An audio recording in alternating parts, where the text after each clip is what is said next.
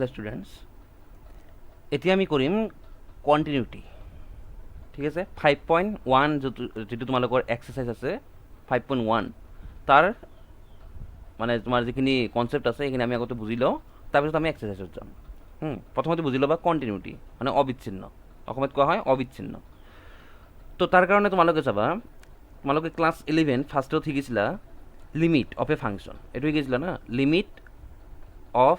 এ function এটো শিকিছিলা তো limit কেনেকুৱা আছিলে যে তোমাৰ এটা ফাংশন দি আছিলে f অফ x ধৰি লোৱা x স্কয়াৰ তুমি কৰিছিলা কি ইয়াৰ কাৰণে x টেন্স টু যদি তোমাৰ কও যে 2 ৰ কাৰণে যদি উলিয়াব লাগে f অফ x যদি এটো উলিয়াব লাগে কি কৰিছিলা যে 2 বহাই দিছিলা না 2 স্কয়াৰ ইজ ইকুয়াল টু 4 এটো পাইছিলা মানে এই ফাংশনৰ x ইকুয়াল টু 2 ৰ আখে-পাখে x টেন্স টু 2 মানে কি x ৰ ভ্যালু 2 নহয় কিন্তু 2 ৰ কাখত তো 2 ৰ কাখত f ৰ যেটো লিমিট সীমা হেতু হৈছে 4 এটা তোমালোকে ফার্স্টত পাইছিলা তো এই যে 4 যে হয় এই 4 টো আমি কেনেকৈ কৰিছিলো যে ইয়াৰ কাৰণে আমি লেফট হ্যান্ড লিমিট উলিয়াইছিলো লেফট হ্যান্ড লিমিট কেনেকৈ উলিয়াই limit x tends to 2 minus তাৰ মানে ফ্ৰম লেফট সাইড x ৰ ভ্যালু 2 ৰ কাখত যায় আছে from left side f of x এটো উলিয়াইছিলো আৰু উলিয়াইছিলো ৰাইট হ্যান্ড লিমিট মানে limit x tends to 2 plus f of x তাৰ মানে ৰাইট সাইডৰ পৰা 2 ৰ কাখত এই দুটাৰ ভ্যালু উলিয়াইছিলো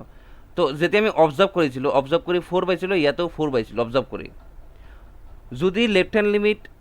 এইবিলাক পাইছিলা না যদি লেফট হ্যান্ড লিমিট আৰু ৰাইট হ্যান্ড লিমিটৰ ভ্যালু লেফট হ্যান্ড লিমিট আৰু ৰাইট হ্যান্ড লিমিটৰ ভ্যালু সেম হয় কিমান হল 4 হল তেতিয়া আমি কও যে limit of f at x tends to 2 exist হয় না তেতিয়া আমি কও যে ইয়াৰ মান আছে যদি left hand limit right hand limit equal হয় তেতিয়াহে আমি কৈছিলো যে এই যেটো ফাংশন f তাৰ x ইকুয়াল টু 2 ত লিমিট আছে সীমা আছে আৰু যদি ইকুয়াল নহয় তেতিয়া আমি কও ডাজ নট এক্সিস্ট স্থিত নহয় যে এই ফাংশনৰ x ইকুয়াল টু ৰ কাখত সীমা নাই এনেকুৱা পাইছিলো না তো ইয়াৰ কাৰণে তোমালোকে পাইছিলা কাৰ্ভ চাবা x স্কয়াৰ কাৰ্ভটো কেনেকুৱা চাবা x স্কয়াৰ কাৰ্ভটো হৈ আছে প্যাৰাবোলা না অধিবৃত্ত এই টাইপৰ অধিবৃত্ত আছিল না এনেকুৱা আছিল এটা হল x স্কয়াৰৰ কার্ভ এটা x ইকুয়াল টু 2 কত আছে চাবা x ইকুয়াল টু ইয়াতে x এর ভ্যালু 0 ইয়াতে x এর ভ্যালু 1 ইয়াতে x এর ভ্যালু 2 ইয়াতে x এর ভ্যালু 3 এটো আছিল না তো 2 চাবা 2 ৰ কাৰণে চাবা যদি মই এটো 2 যদি ভাবি লও যে এটো আমাৰ 2 হ্যাঁ এটো যদি আমাৰ 2 বুলি ভাবি লও তেতিয়া চাবা এই 2 আখে পাখে চাবা 2 লেফট সাইডৰ কাৰণে এইখিনি পয়েন্ট পাও হয় না ৰাইট সাইডৰ কাৰণে এইখিনি পয়েন্ট পাও তাৰ মানে চোৱা একে সেম একদম ওচৰতে পাও সেই কাৰণে আমি কও left hand limit right hand limit equal এলা ফাৰ্স্টত পাইছিলা মই এটা বেলেগ এটা এক্সাম্পল দি বুজাই দিৰবা বেলেগ এটা এক্সাম্পল লও বুজি পাইখিনি আগতে বুজি লোৱা ধৰি লও এটা আমি ফাংশন লৈছো f of x minus 1 and x plus 2 for x greater than equal to 1 for x less than 1 মই এটা ফাংশন লৈছো হল এটা বুজিবা ইয়াৰ কাৰণে আমি কাৰ্ভ ড্ৰ কৰিম ঠিক আছে কাৰ্ভ ড্ৰ কৰিম সো ইয়াতে মই নাম্বাৰ দিলো এটা 0 এটা দিলো 1 2 3 4 একেদৰে ইয়াতে দিলো নাম্বার 1 2 3 4 লকে দিয়া হল হ্যাঁ এখানে হল আর -1 দি দিও -1 -2 -3 ইয়াতো দি দিও আৰু -1 -2 -3 বুজিবা এখানে এটা দুটা আছে বুজিবা এটা তোমাৰ কি আছে চাবা এটা হৈ আছে y = x - 1 এটো হৈ আছে fx মানে y বুলি ভাবি লোৱা y = x - 1 এটা আৰু এটা কি হৈ আছে আৰু এটা হৈ আছে y = x + 2 দুটা হৈ আছে না এটা হৈ আছে x + 1 আৰু এটা হৈছে x + 2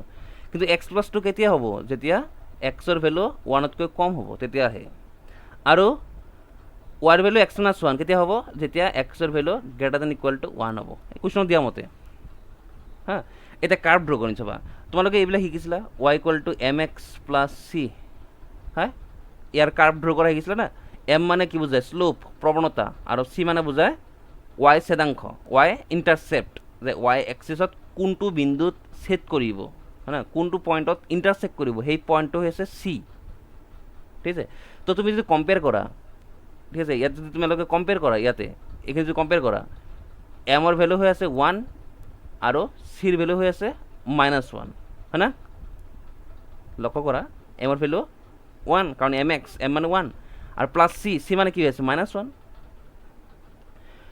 একেদৰে যদি আমি নেক্সটৰখন এই যিটো এইটো আছে ইয়াতে যদি কম্পেয়াৰ কৰোঁ ইয়াতে এমৰ ভেলু কিমান হয় চোৱাচোন এমৰ ভেলু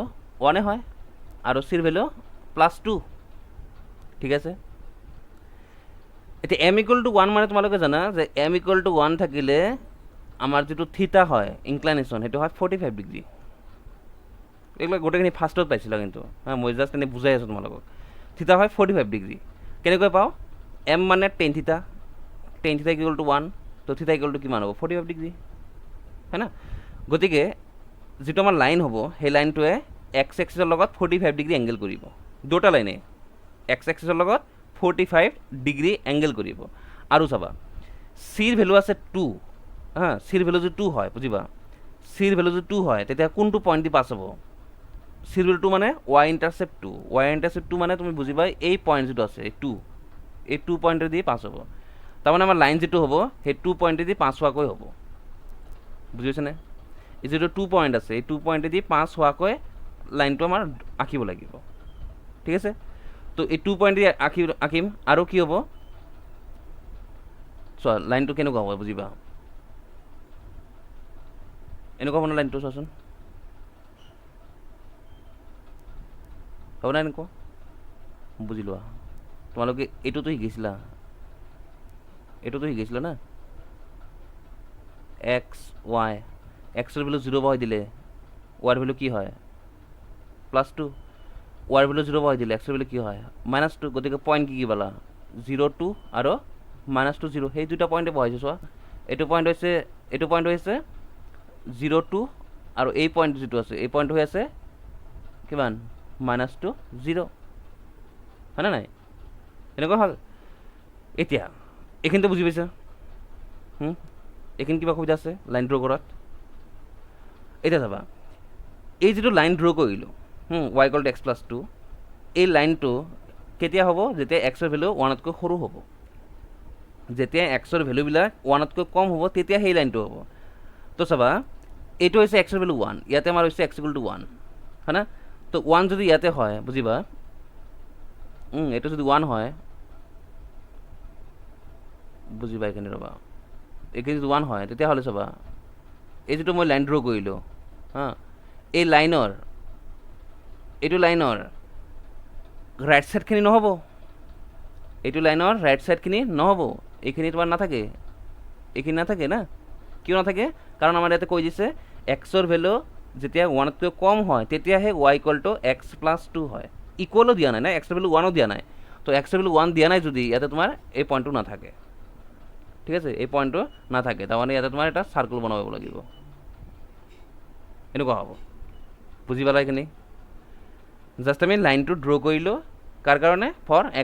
এক্স <1 কাৰণে তাৰমানে এক্সৰ 1ৰ লেফ্ট ছাইডত আমি ড্ৰ কৰিছোঁ একেদৰে আমি আঁকিম y=x-1 গতিকে এই যিটো লাইন ড্ৰ কৰিম এই লাইনটো তোমাৰ হ'ব -1 পইণ্ট দি যাব হয় না -1 পইণ্ট দি যাব মানে এই পইণ্টটো দি এক্স y ইণ্টাৰচেপ্ট -1 এই পইণ্টটো দি যাব আৰু এক্সিছত ক'ত কাটিব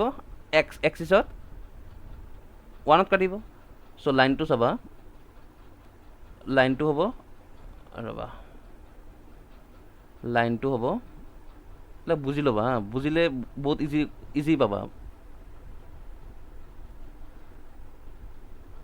এই টাইপৰ হ'ব না লাইনটো এনেকুৱা টাইপৰ হ'ব তো এই লাইনটো যে ড্ৰ কৰিলোঁ এইটো কাৰ কাৰণে কৈছে প্ৰশ্ন চোৱা তুমি কাৰ কাৰণে কৈছে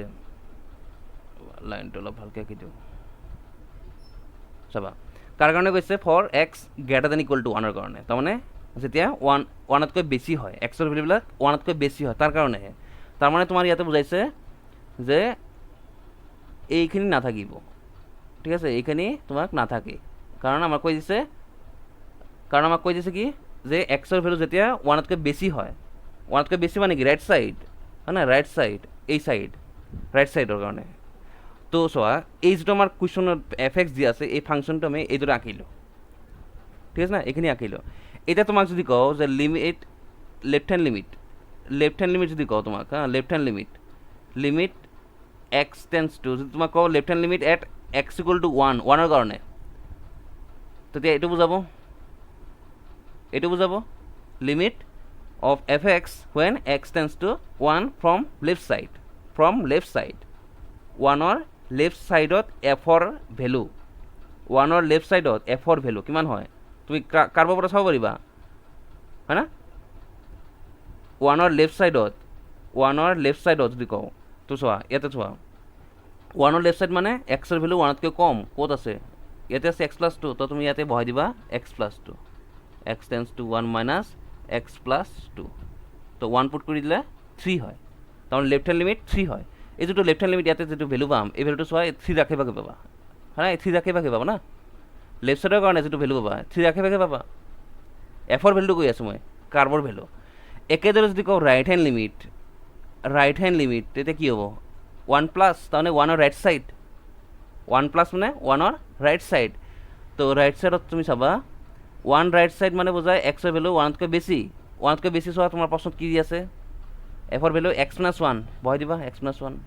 তো 1 বহাই দিলে 0 হয়, চোৱা তুমি ওৱানৰ ৰাইট ছাইডত তুমি লক্ষ্য কৰা 0 হৈ আছে না, তো 0 কথা হয় না নাই, তোমাৰ এইটো কি 0 কথা হয় না নাই, ওৱানৰ ৰাইট ছাইডত চোৱা, ওৱানৰ লেফ্ট ছাইড ওৱানৰ ৰাইট ছাইড, লেফ্ট ছাইডত গ'লে ওপৰত পাওঁ, ৰাইট ছাইডৰ কাৰণে ইয়াতেই পাওঁ 0 পাওঁ তাৰমানে, ঠিক আছে। তো ইয়াতে আমাৰ কি হ'ল left hand limit not equal to right hand limit, তো আমাৰ কি নট ইকুৱেল হৈছে কিয় তুমি কাৰ্বত লক্ষ্য কৰা, এই যিটো 1 পইণ্টত লেফ্ট ছাইডত হৈ আছে 3, 1 পইণ্টৰ ৰাইট ছাইডত হৈ আছে 0, দুটা বেলেগ পইণ্ট হয় না, বেলেগ পইণ্ট হৈ আছে, তো যাৰ কাৰণে আমি কওঁ 1 পইণ্টত কোনো লিমিট নাই, তাৰমানে লেফ্ট ছাইডৰ পৰা যদি চোৱা বেলেগ পইণ্ট, ৰাইট ছাইডৰ পৰা যদি চোৱা বেলেগ পইণ্ট, দুটা ডিফাৰেণ্ট পইণ্ট পাই যাওঁ, সেইকাৰণে আমি কওঁ যে ইয়াৰ কাৰণে কোনো লিমিট এক্সিষ্ট নহয়, ঠিক আছে না। তো লিমিট যেতিয়া এক্সিষ্ট নহয় তুমি লক্ষ্য কৰা এই যিটো কাৰ্ভ আছিলে গোটেইখিনি কাৰ্ভ, এই কাৰ্ভটো তুমি লক্ষ্য কৰা 1 পইণ্টত ব্ৰেক হৈ আছে না, 1 পইণ্টত যিটো পইণ্টত 1 আছে সেই পইণ্টত তুমি লক্ষ্য কৰা ব্ৰেক হৈ আছে না নাই, এই ৰেটখিনি চোৱা, এই ৰেটখিনি ইমানলৈকে গৈছে যায় ইয়াতে আৰু নাই, পিছত আৰু কি হ'ল 1ৰ পৰা ষ্টাৰ্ট হৈছে তলৰ পৰা এনেকৈ গৈছে, তাৰমানে ইয়াতে কি ভাঙি গ'ল কাৰ্ভটো, তুমি চোৱা যদি এইখিনি অলপ আমি নাইকি কৰি দিওঁ বুজি পাবা, এইটো চোৱা ব্ৰেক হৈ আছে না, এইখিনি কাৰ্ভটো ভাঙি আছে না নাই এইখিনি, এতিয়া চোৱা এই যিটো ব্লেক এণ্ড ৰেড এই দুটা কাৰ্ভ এটাই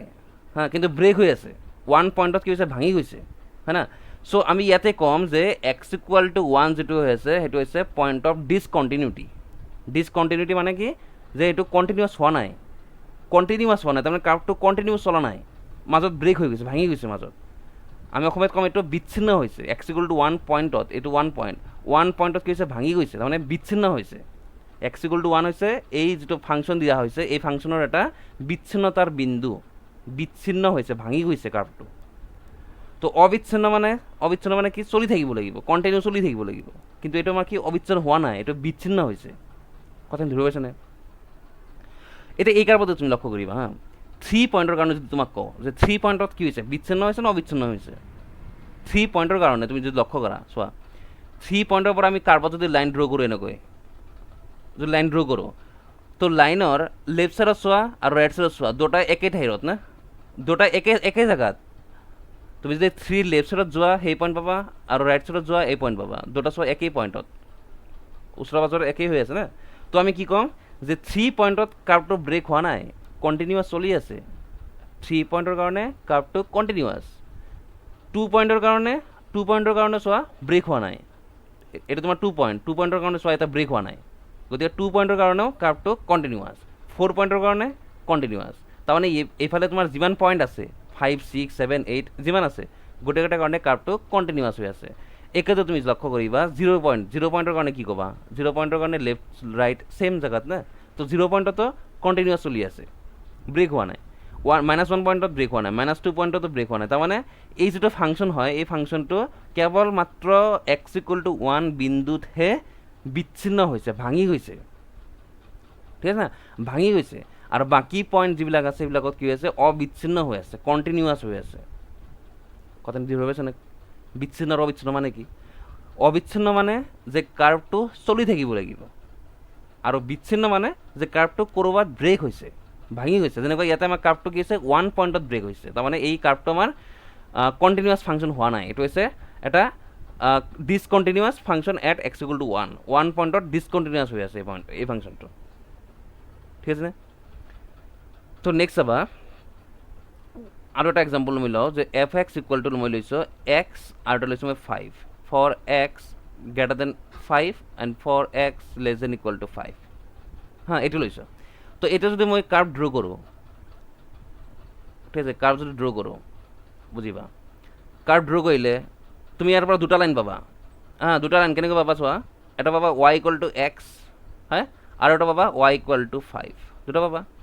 y=x কেতিয়া হ'ব, যেতিয়া x-ৰ ভেলু 5তকৈ বেছি হ'ব, আৰু y=5 কেতিয়া হ'ব, যেতিয়া x-ৰ ভেলু 5তকৈ কম হ'ব। আমি ইয়াৰ পৰা এনেকৈ দুটা ব্ৰেক কৰি লৈছোঁ। এতিয়া y=x লাইন তোমালোকেতো ড্ৰ কৰা জানাই, এইবিলাকতো ক্লাছ 11ত শিকিছাই। এইটো হয় y=x লাইন না, এইটো হয় y=x লাইন, হয় নাই, এইটো কোৱা হয় y=x, x=y তাৰমানে। তো এই যিটো লাইন আছে, হয় ৰ'বা বেছিকৈ বঢ়াই দিওঁ ৰ'বা, ধৰি লোৱা তোমাৰ এইটো পইণ্ট হৈছে 5, হা, এইটো পইণ্ট তুমি ভাবি লোৱা, এইটো পইণ্ট হৈ আছে 5। তো x-ৰ ভেলু 5তকৈ বেছি, 5তকৈ বেছি মানে তুমি কি হ'ব, এই যিটো 5 পইণ্ট আছে, হা, এই যিটো 5 পইণ্ট আছে, এই 5 পইণ্টৰ, এইটো 5 পইণ্টৰ ৰাইট ছাইড, হা, এইটো 5 পইণ্ট হৈ আছে, এই 5 পইণ্টৰ কি x-ৰ ভেলু 5তকৈ বেছি, এইটোত লক্ষ্য কৰা, এইটো লক্ষ্য কৰা, এইখিনি x-ৰ ভেলু 5তকৈ বেছি হ'লে y-ৰ ভেলু x হয়, 5তকৈ বেছি, তো 5তকৈ বেছি হ'লে তাৰমানে তোমাৰ এই যিটো লেফ্ট ছাইড এইখিনি নাথাকে, এইখিনি তোমাৰ কাৰ্ভ নাথাকিব, কাৰণ 5তকৈ বেছি হ'লেহে y=x লাইন আহে।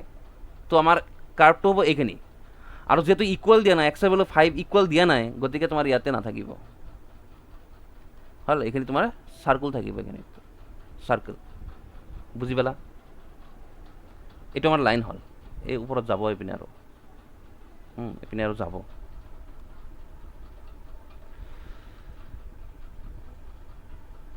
এইপিনে তোমাৰ কাৰ্ভটো যাই থাকিব, এইটো হ'ল y=x for x greater than 5, কাৰ্ভটো draw কৰিলোঁ। এতিয়া আমি ড্ৰ কৰিম y=5 for x less than equal to 5, তাৰমানে এতিয়া আমাক লাগে যে x=5 বা 5তকৈ কম যিবিলাক আছে তাৰ কাৰণে y=5 বনাব লাগে। তো তাৰ কাৰ্ভটো যদি ড্ৰ কৰোঁ, হা, তাৰ কাৰ্ভ যদি ড্ৰ কৰোঁ তেতিয়া এনেকুৱা টাইপৰ হ'ব, এই টাইপৰ কাৰ্ভটো হ'ব, দেখাই আছোঁ ৰ'বা, এই টাইপৰ কাৰ্ভ হ'ব, লেফ্ট ছাইডৰ কাৰণে হ'ব না, লেফ্ট ছাইডৰ কাৰণে হ'ব, এই টাইপৰ হ'ব। চ' ইয়াতে যিটো কাৰ্ভ হ'ল, হা, ইয়াতে যিটো কাৰ্ভ হ'ল, এই কাৰ্ভটো তুমি যদি লক্ষ্য কৰা এতিয়া ব্ৰেক হৈছে নেকি কাৰ্ভটো, ক'ৰবাত ভাঙিছে নেকি কাৰ্ভটো? নাই, ভাঙা নাই,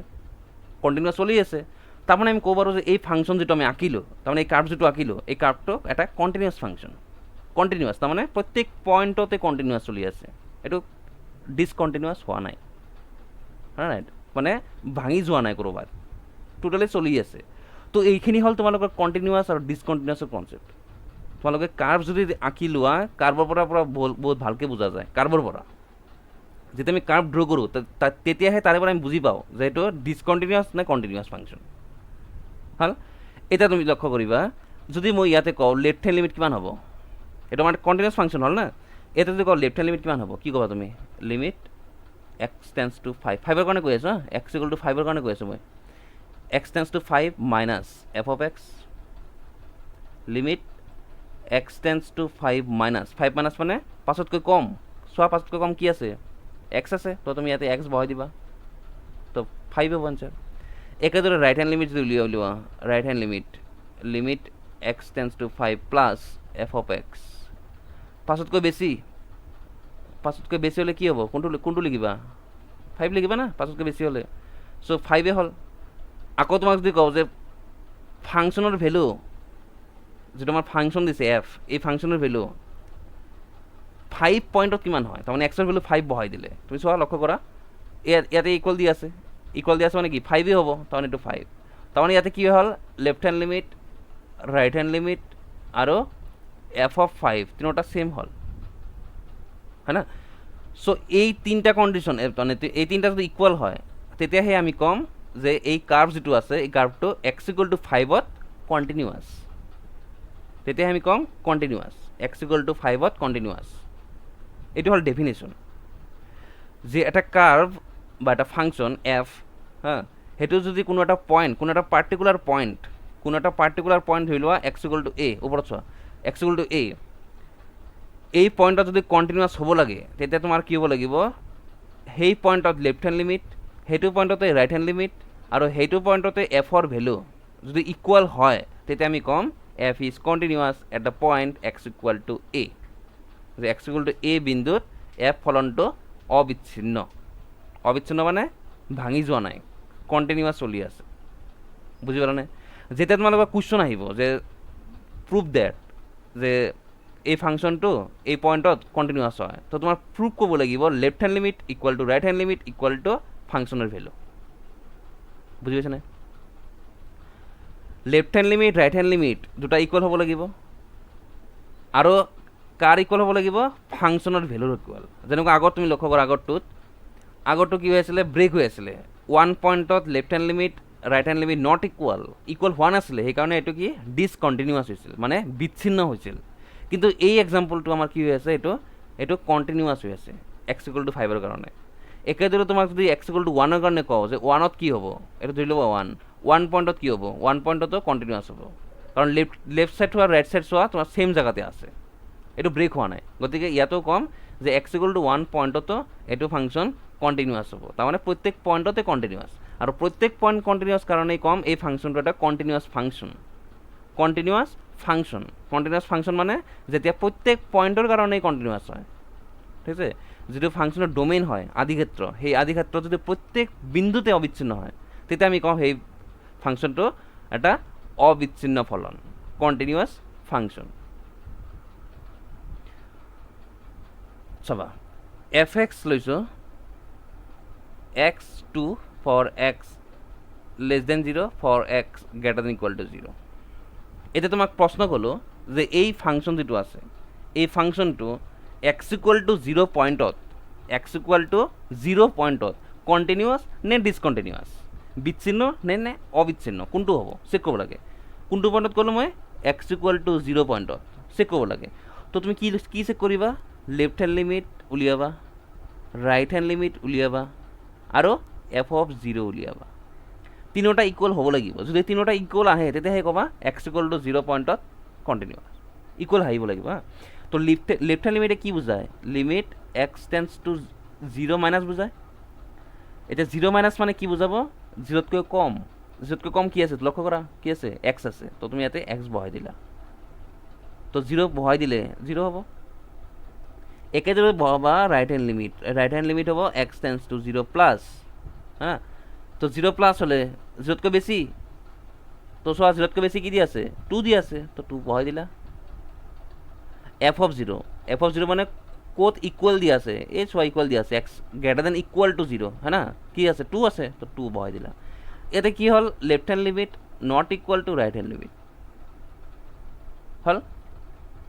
চ' আমি ক'ম এফ ইজ কি হ'ব ডিছকণ্টিনিউৱাছ সেইটো কণ্টিনিউৱাছ নহ'ল ব্ৰেক হৈ যাব তাৰমানে যেতিয়া আমি এইটো কাৰ্ভ ড্ৰ কৰি চাম এইটো ব্ৰেক হৈ আছে তুমি যদি কাৰ্ভটো ড্ৰ কৰি চোৱা তুমি বুজিবা ভালকৈ বুজি পাবা এইটো আমি মেথমেটিকেলি পালোঁ না f x equal to x তাৰমানে y equal to x for x less than 0 মানে 0ৰ লেফ্ট ছাইডত এইটো হ'ব আৰু কি কৈছে f x equal to 2 for x greater than equal to 0 যে 0ৰ ৰাইট ছাইডৰ কাৰণে এফ এক্সৰ ভেলু কি হয় 2 হয় তো 2 মানে এনেকুৱা হ'ব এই টাইপৰ হ'ব এইটো পইণ্ট থাকিব কিন্তু এইটো পইণ্ট নাথাকে, এইটো পইণ্ট নাথাকে কিন্তু চাবা, এইটো পইণ্ট নাথাকে। কাৰণ কি? কাৰণ হ'ল যে ইয়াতে ইকুৱেল দিয়া নাই, এইটো হ'ল কাৰ্ভ। তো তুমি এতিয়া কাৰ্ভৰ পৰা লক্ষ্য কৰাচোন, এই যিটো কাৰ্ভ চোৱা 0 পইণ্টত ব্ৰেক হৈছে না, 0 পইণ্টত ব্ৰেক হৈ আছে, কাৰণ ইয়াতে তোমাৰ হ'ল আকৌ ওপৰত গৈছে, ওপৰত যায় এনেকুৱা গৈছে, তাৰমানে কি ব্ৰেক হৈ আছে এই পইণ্টত। তো x=0 এইটো হৈছে ডিসকণ্টিনিউৱাছৰ এটা পইণ্ট, ডিসকণ্টিনিউটিৰ এটা পইণ্ট, বিচ্ছিন্নতাৰ বিন্দু বুলি ক'ব পাৰোঁ, অসমীয়াত কওঁ বিচ্ছিন্নতাৰ বিন্দু, মানে ভাঙিছে, ব্ৰেক হৈছে, ব্ৰেক হোৱা এটা পইণ্ট, হয় না। এতিয়া তোমাক যদি কওঁ ইয়াতে যে x=5ত কি হৈছে, ব্ৰেক হৈছে নেকি? নাই হোৱা। 5ত চোৱা একে পইণ্ট আছে না, লেফ্ট ছাইডত ৰাইট ছাইডত ছেম জেগাতে আছে, ব্ৰেক হোৱা নাই। যদি কওঁ তোমাৰ x=2ত কি হ'ব, নাই ব্ৰেক হোৱা নাই। x=10ত নাই ব্ৰেক হোৱা নাই। x=-1ত ব্ৰেক নহ'ল, -3ত ব্ৰেক হোৱা নাই। তাৰমানে প্ৰত্যেক পইণ্টতে কণ্টিনিউৱাছ, কেৱল x=0তহে ডিসকণ্টিনিউৱাছ। এই যিটো কাৰ্ভ আছে এই কাৰ্ভটো মাত্ৰ x=0 পইণ্টতহে ডিসকণ্টিনিউৱাছ, বাকী প্ৰত্যেক পইণ্টতে কণ্টিনিউৱাছ, হয়নে নাই? প্ৰত্যেক পইণ্টতে কণ্টিনিউৱাছ চলি আছে, চোৱা বিচ্ছিন্ন হোৱা নাই। তো বিচ্ছিন্ন হৈছে ক'ত? মাত্ৰ x=0 বিন্দুতহে, বেলেগ বিন্দুত নহয়, x=0 বিন্দুতহে বিচ্ছিন্ন হৈছে। বুজি পাইছা নাই একেলগে? হা, তোমালোকৰ প্ৰশ্ন আহে 1 মাৰ্কৰ ইয়াৰ পৰা, 1 মাৰ্কৰ প্ৰশ্ন আহে। এনেকুৱা এটা ফাংচন দিয়া থাকিব, প্ৰশ্ন দিয়া থাকিব যে এই ফাংচনটো কোন কোন পইণ্টত কণ্টিনিউৱাছ হয়। প্ৰশ্ন এনেকুৱা দিব যে কোন কোন পইণ্টত কণ্টিনিউৱাছ হয়, সেইটো চেক কৰিব দিয়ে। তো এইদৰে তুমি কাৰ্ভ আঁকি কাৰ্ভটো যেতিয়া ড্ৰ' কৰিবা তাৰে পৰা বুজি পাবা, আৰু নাইবা মেথমেটিকেলি কৰিব পাৰিবা। এইটো মেথমেটিকেলি কৰিলে হ'ল, 1 মাৰ্কৰ প্ৰশ্ন, তুমি যেনেকৈ কৰা তোমাৰ ইচ্ছা, হয়নে নাই? তো এইদৰে তোমাৰ কণ্টিনিউৱাছ ডিসকণ্টিনিউৱাছ বুজায়। কণ্টিনিউৱাছ মানে কাৰ্ভটো কণ্টিনিউৱাছ চলি থাকিব, কণ্টিনিউৱাছ মানে ব্ৰেক নহ'ব ক'ৰবাত। আৰু যদি ডিসকণ্টিনিউৱাছ হৈ থাকে তাৰমানে বুজিবা যে কোনো এটা পইণ্ট আছে য'ত ব্ৰেক হৈছে, হয় না। যদি কণ্টিনিউৱাছ নহয় তাৰমানে কোনো এটা পইণ্ট আছে ক'ৰবাত যে সেই পইণ্টত ব্ৰেক হৈ আছে কাৰ্ভটো। বুজি পালানে? চাবা এতিয়া আৰু এটা,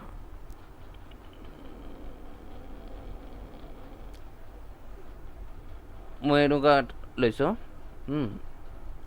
এটা কাৰ্ভ লোৱা হ'ল এইদৰে, মোৰ ইচ্ছামতে কাৰ্ভ লৈছোঁ, এইটো মোৰ কাৰ্ভ। এতিয়া মই কি কৰিলোঁ, ইয়াৰ এই ফাংচন যিটো কাৰ্ভ মানে ফাংচন, এই কাৰ্ভৰ যিটো ফাংচন আছে সেই ফাংচনক মই এইদৰে দুটা ভাগ কৰিলোঁ, ইয়াতে লিখিলোঁ x=a, ইয়াতে লিখিলোঁ x=b। তাৰমানে ইয়াতে যিটো এইখিনি মেইন মানে ফাংচনটো, এইখিনি মেইন ফাংচনটো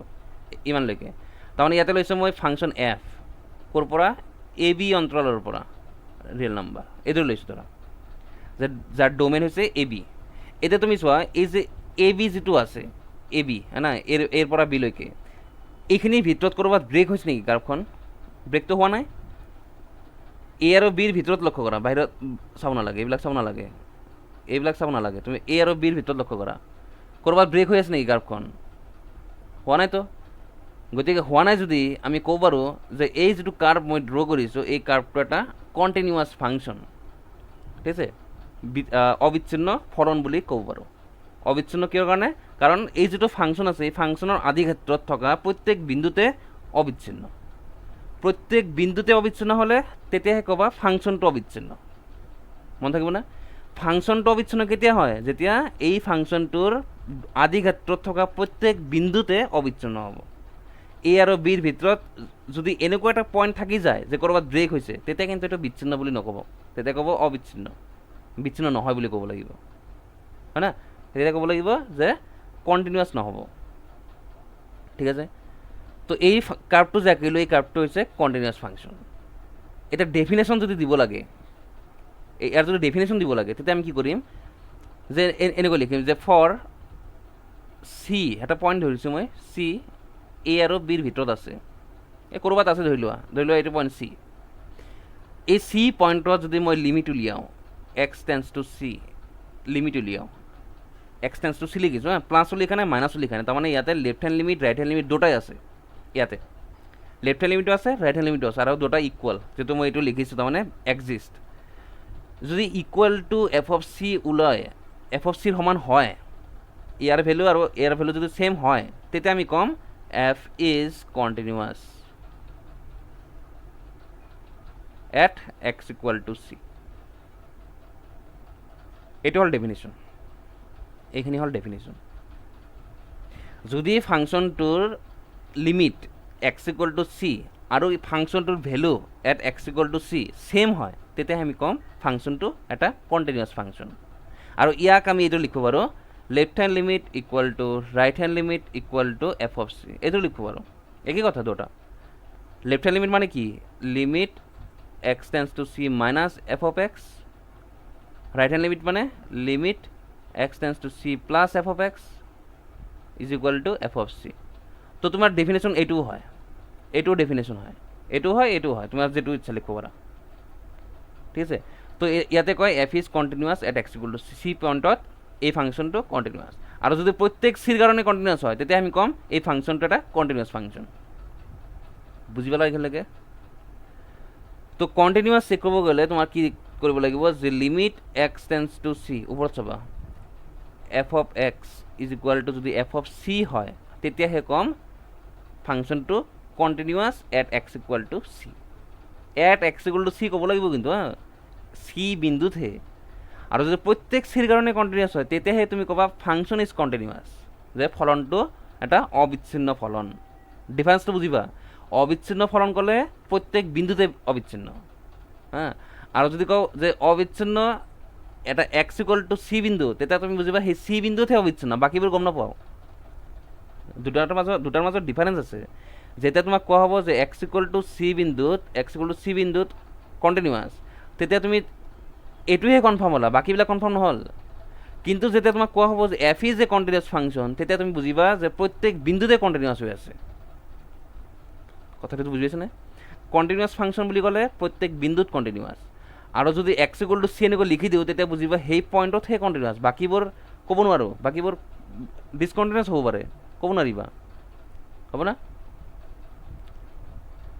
এতিয়া তোমাক যদি এটা প্ৰশ্ন দিও যে f of x Dil x plus 5 আৰু দিল x square minus 2 ইয়াতে তোমাক ক'লো যে x for x less than equal to 2 and for x greater than 2 এইখানে লিখিলো এতিয়া তোমাক যদি খুঁজো যে এই যেটো ফাংশন মই লিখিলো মই যেটো এইখানে লিখিলো এই ফাংশনটো যদি আমি কার্ভ ড্র কৰিম এতিয়ালৈকে কাৰ্ভ ড্ৰ কৰা নাই কিন্তু যেতিয়া আমি কাৰ্ভ ড্ৰ কৰিম কোন কোন বিন্দুত ভাঙিব উলিয়াই দেখুৱা কিন্তু কাৰ্ভ ড্ৰ নকৰাকৈ কথা বুজিবা তোমাক কেৱল মই ফাংশনটো দিলো এই ফাংশন দিলো তোমাক ক'লো যে এই ফাংশনটো যদি আমি কার্ভ ড্র কৰোঁ যদি কাৰ্ভটো ড্ৰ কৰোঁ তেতিয়া কোন কোন বিন্দুত ভাঙি যাব কাৰ্ভখন তুমি এইটো ম্যাথমেটিক্যালি উলিয়াই দেখুৱা ম্যাথমেটিক্যালি উলিয়াই দেখুৱা যে কেনেকৈ তুমি চেক কৰিবা যে এই ফাংশনটো কোন বিন্দুত ব্ৰেক হৈছে তো তুমি কি কৰিবা চাবা প্ৰথমতে আমি x ইকুয়াল টু 2 ৰ কাৰণে কৰিম যে 2 পয়েন্টত চাও কি হয় ব্রেক হয় না নাই তো ব্রেক হয় না নাই আমি চেক কৰিব গ'লে কি কৰিব লাগিব লেফট হ্যান্ড লিমিট উলিয়াব লাগিব আৰু রাইট হ্যান্ড লিমিট লাগিব তো লেফট হ্যান্ড লিমিট মানে limit x tends to 2 minus মানে 2তকৈ কম মানে কি আছে x plus 5 বহাই দিলো তো 2 পুট কৰিলে 7 লেফট হ্যান্ড লিমিট 7 হল এতিয়া আমি উলিয়াম right hand limit x tends to 2 plus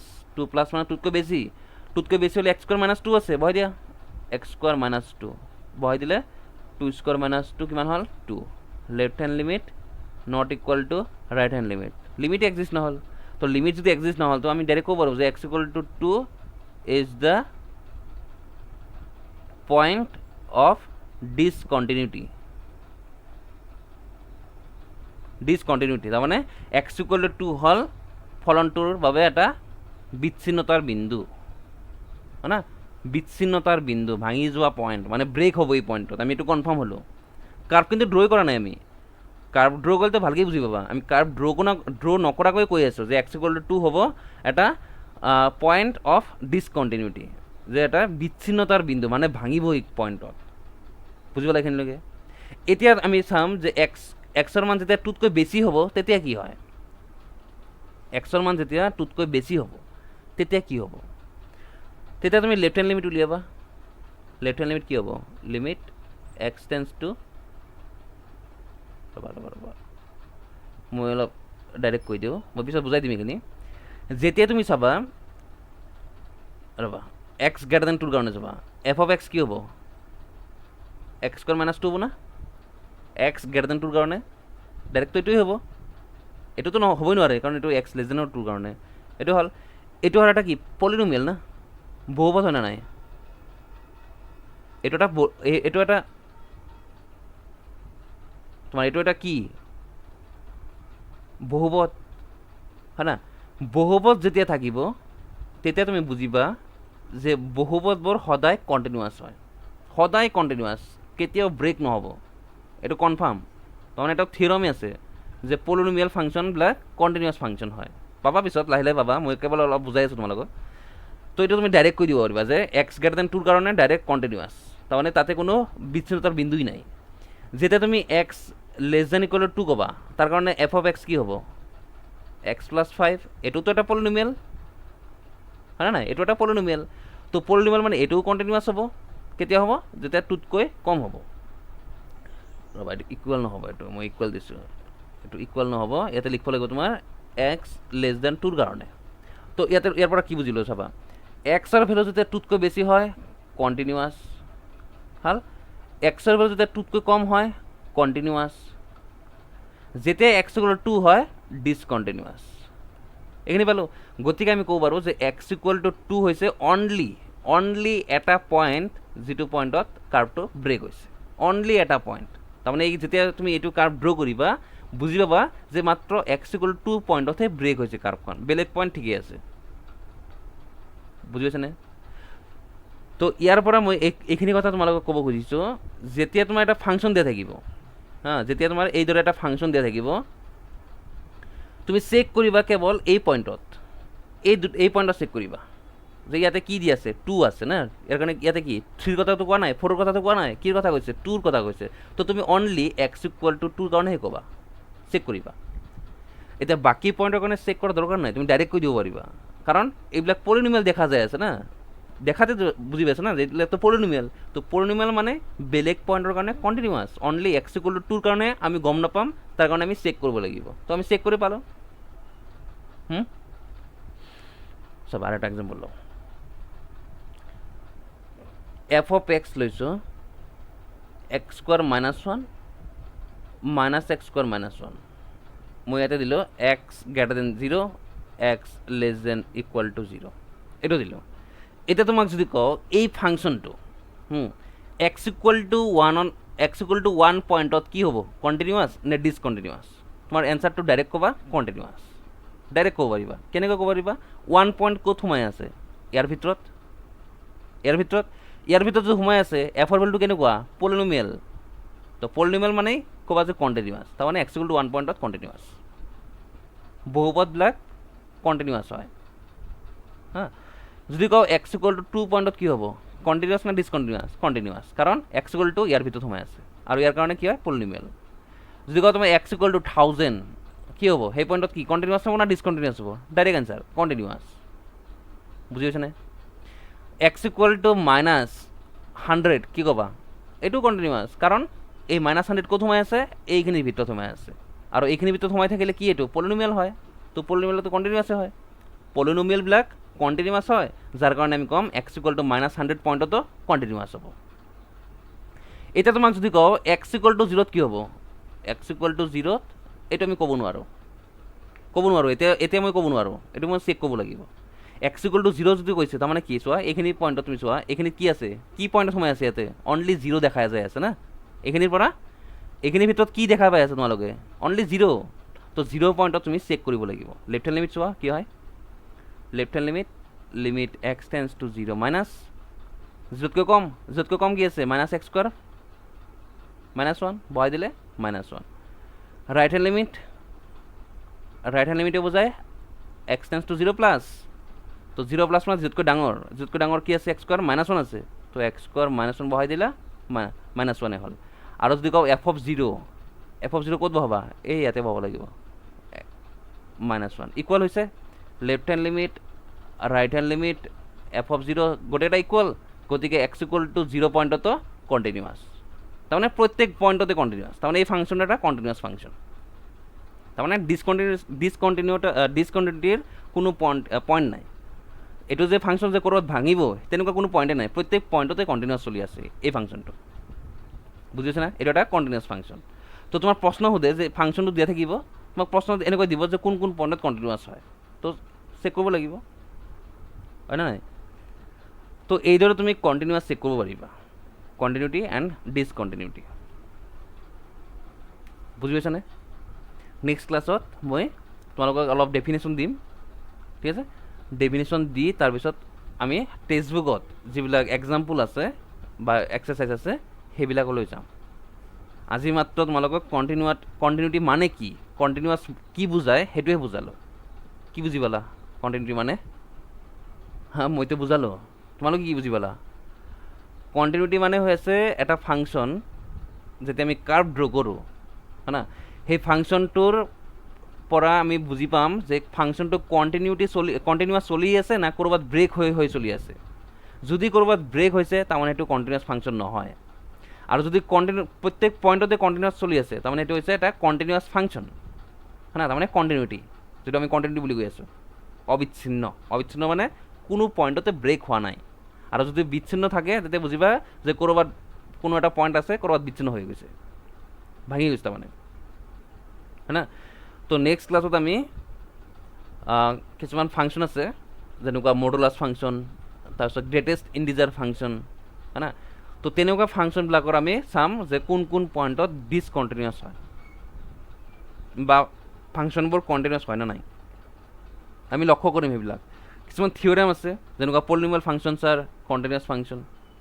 পলিনমিয়েলবিলাক continuous হয়। তাৰপিছত তোমাৰ চাইন ফাংচন, কচাইন ফাংচন, এইবিলাক তোমাৰ কণ্টিনিউৱাছ ফাংচন হয়, হয় না। চাইন ফাংচনটো তুমি লক্ষ্য কৰা, চাইন ফাংচনটো জানাই এইবিলাক, এইটো ৰাখিব লাগে না, এইটো ৰাখিব লাগে। চাইন ফাংচনবিলাক কণ্টিনিউৱাছ, কচাইন ফাংচনবিলাক কণ্টিনিউৱাছ। ডোমেইনৰ ক্ষেত্ৰত তুমি কিন্তু বেলেগ পইণ্ট চাব নোৱাৰা, ডোমেইন চাব লাগিব। চাইনৰ কাৰণে ডোমেইন কি? Real number. তেনেকুৱা তোমাৰ যদি 10ৰ কাৰণে ডোমেইন চোৱা, কেৱল ডোমেইনতহে চাব লাগিব, বেলেগ পইণ্ট চাব নোৱাৰা। কিন্তু ডোমেইনটো বুজিব আদিক্ষেত্ৰ, ফাৰ্ষ্টত পাইছিলা এইবিলাক যে কোন কোন পইণ্টত ফাংচনটো ভেলিড হয়, সেইবিলাক হৈছে ডোমেইন। তো সেই ডোমেইনবিলাকতহে কণ্টিনিউৱাছ হ'ব লাগিব, তেতিয়াহে কম ফাংচনটো কণ্টিনিউৱাছ। বেলেগ পইণ্টত ডিসকণ্টিনিউৱাছ হৈছে এইবিলাক চাব নালাগে তোমাৰ। ডোমেইনত যিবিলাক পইণ্ট আছে সেই পইণ্টবিলাকত কণ্টিনিউৱাছ হয় নে নাই সেইটোও চেক কৰিব লাগে। আৰু সেইখিনি চেক কৰাৰ পিছত তুমি যদি চোৱা যে হয় ফাংচনটো প্ৰত্যেক পইণ্টতে কণ্টিনিউৱাছ হৈ আছে, ডোমেইনত থকা প্ৰত্যেক পইণ্টত, তেতিয়া আমি ক'ব পাৰিবা ফাংচনটো কণ্টিনিউৱাছ ফাংচন। সেইটো আমি ক'ব পাৰোঁ যে ট্ৰিগনমেট্ৰিক ফাংচনবিলাক কণ্টিনিউৱাছ ফাংচন হয়, পলিনমিয়েল ফাংচনবিলাক কণ্টিনিউৱাছ ফাংচন হয়, modulus function continuous, constant function continuous, ঠিক আছে। তেনেকুৱা তোমাৰ কেইটামান থিয়ৰেম পাবা, সেইটো আমি নেক্সট ক্লাছত কৰিম, হ'ব। আজিৰ কাৰণে তোমালোকে এইখিনি কেৱল বুজি লোৱা, ইয়াতে লিখিব লগা একোৱেই নাই, কেৱল বুজি লোৱা, একো লিখিব নালাগে আজি, হ'ব দিয়া, থেংক ইউ।